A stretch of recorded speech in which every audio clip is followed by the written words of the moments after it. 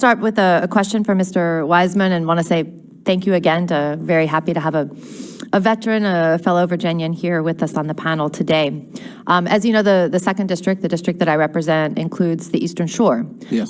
Which is, a remote area and has geographic challenges, including a very long and expensive bridge tunnel to get across to where most Yes. of the medical providers are in the Hampton VA. So for those in areas like the Eastern Shore, and you said Salem, there are quite long distances between where people live and those facilities.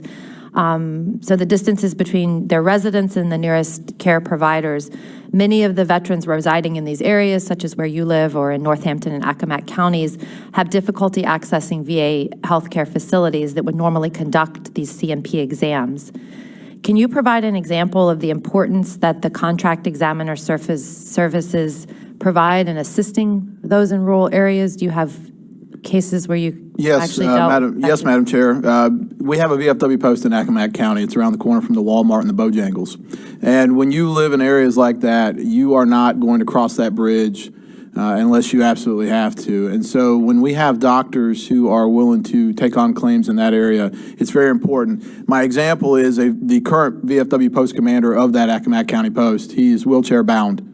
It is very difficult for him to get around and go distances. And so having that facility near him, the doctor near him, where he was able to go get his examinations was extremely important.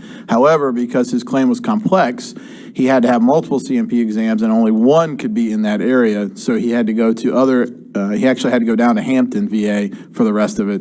And so, yes, it mitigated part of it, but we need better.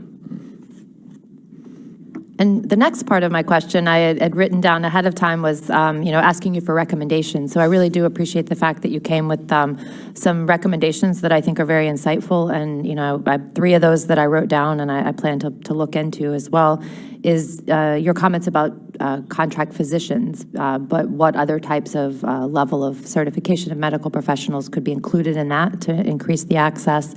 The comment about part-time employment. Yes. I think that gets back to our full committee hearing from yesterday where we talked about not only hiring and retention, but if there is an opportunity for retention of someone on a part-time basis. I'm not familiar with the regulations that currently prohibit that, but it does seem like a way to expand the number of providers. And then I have also heard from veterans in rural areas that telehealth is very beneficial.